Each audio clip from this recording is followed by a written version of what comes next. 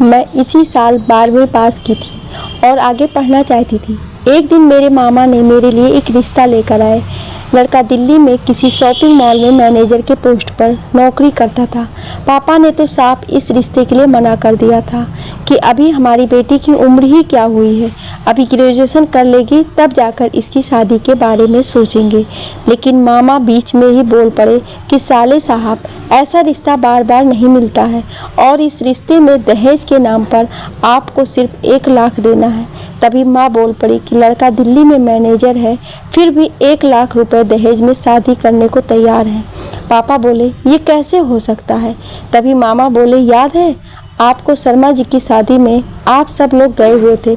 उस शादी में लड़के की माँ भी आई हुई थी और हमारी गुड़िया निशा को उन्होंने वहीं पर देखा था और लड़के की माँ को निशा बहुत पसंद है, इसलिए दहेज की बात ही नहीं है, उन्हें तो बस निशा चाहिए। पापा बोले, दहेज की वजह से क्या हम अपनी बेटी को इतनी जल्दी शादी कर देंगे? अभी उम्र ही क्या हुई है इसकी, अभी तो इसने सही से दुनिया भी नहीं देखी। माँ पापा को समझाने लगी, देखो जी, कभी ना कभी तो आखिर बेटी की शादी करनी ही है और फिर इतना अच्छा रिश्ता खुद से चलकर हमारे घर आया है, हम इसे कैसे मना कर सकते हैं। पापा भी माँ की बातों को टाल ना सके और उन्होंने भी हाँ कर दिया।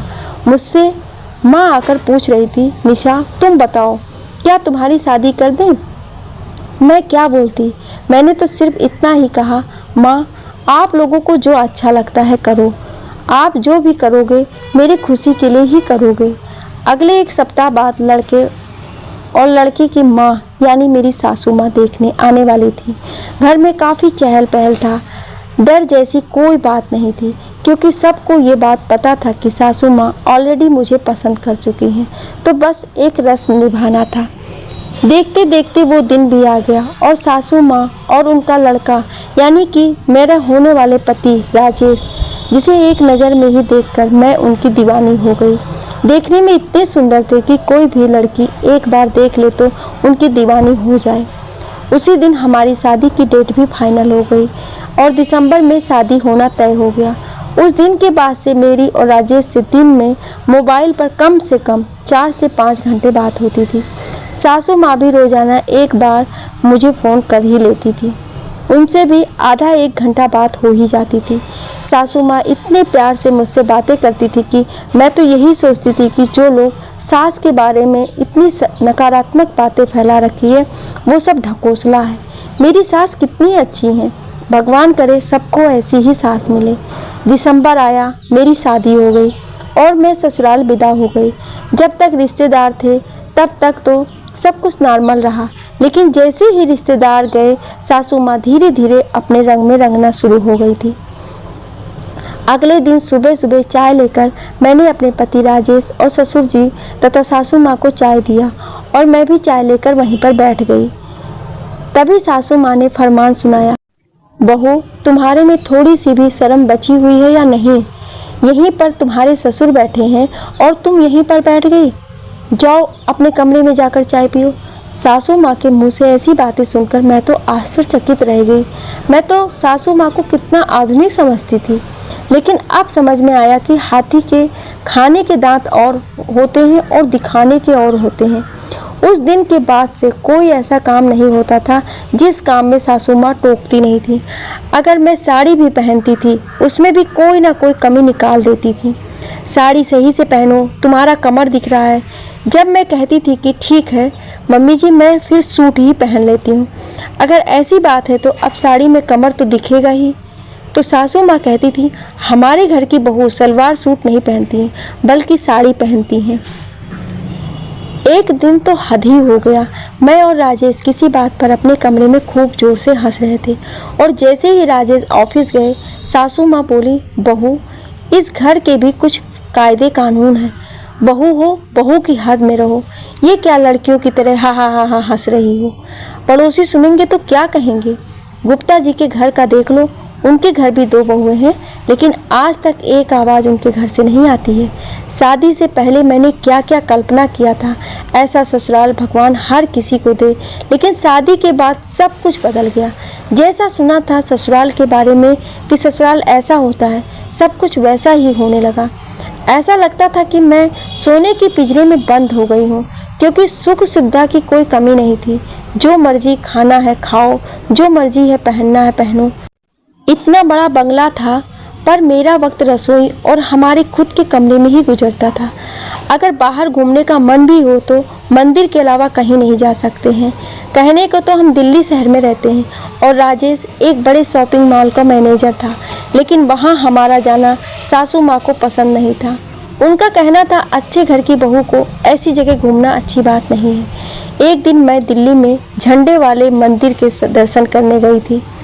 वहीं पर मेरी बचपन की सहेली मीरा मिल गई। बातों बातों में पता चला कि वो भी दिल्ली की रोहिणी में रहती है। मीरा ने मुझे और राजेश को संडे के दिन खाने पर निमंत्रित किया।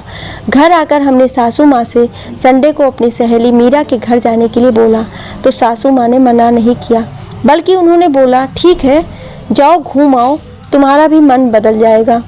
संडे के दिन मैं और राजेश दोनों ही 1 बजे तक मीरा के घर पहुंच चुके थे।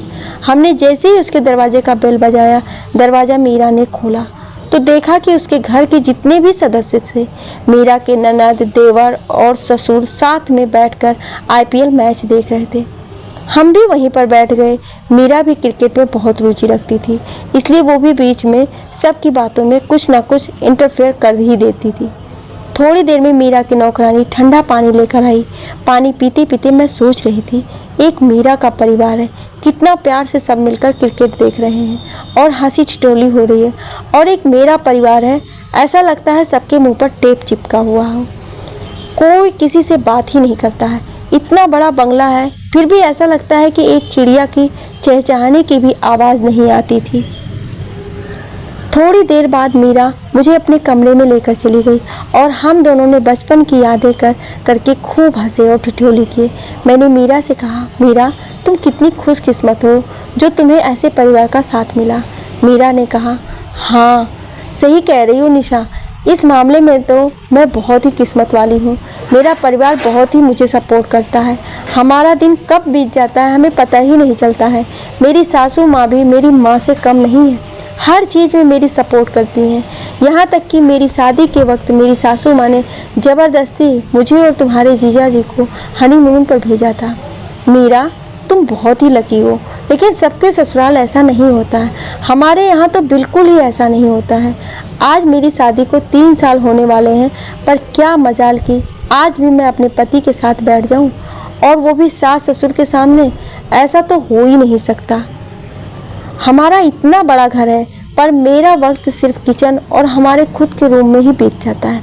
पर आज मैं तुमसे एक बात सीख कर जा रही हूँ, ज़िंदगी में जो पल मैं नहीं जी पा रही हूँ, मैं अपने बेटे। दूसरी तरफ शांति ने उसे कोसते हुए कहा, तुम्हारी सास की तरह बनूंगी कि ये पैदा ही बेटे बहू की खुशी में ही अपनी खुशी ढूंढूंगी। आपको ये कहानी कैसी लगी हमें कमेंट करके जरूर बताएं, और ऐसी ही कहानियाँ सुनने के लिए हमें सब्सक्राइब जरूर करें, चाहे इसके लिए मुझे कुछ भी करना पड़े। तभी थोड़ी देर बाद मीरा की ननद कमरे में आ गई और वो बोली, दोनों सहेलियों में क्या गुपचुप बातें हो रही हैं, हमें भी कुछ बताइए भाभी। मीरा ने अपनी ननद का कान खींचते हुए बोली, बस ऐसे ही बचपन की याद कर रहे हैं हम दोनों, हंस रहे हैं। मीरा की ननद बोली, भाभी चलिए आप लोग खाना लग गया है। कुछ देर बाद हम बाहर आए और खाने की टेबल पर बैठ गए। खाते वक्त मीरा के ससुर ने ऐसे ऐसे जोक सुनाए कि हंसते हंसते लग रहा था कि खाना ही बाहर आ जाएगा। मीरा का परिवार बहुत ज़्यादा अमीर तो नहीं था, लेकिन परिवार में खुशियाँ इतनी ज़्यादा थी कि इनसे अमीर कोई हो ही नहीं सकता। मीरा के सारे परिवार वालों से मिले बहुत अच्छा लगा। जाते वक्त मन में बस इतना ही ख्याल आया कि ससुराल हो तो ऐसा। आपको ये कहानी कैसी लगी हमें कमेंट करके ज़रूर बताएं, और ऐसी ही कहानियाँ सुनने के लिए हमें सब्सक्राइब ज़रूर करें। Thank you.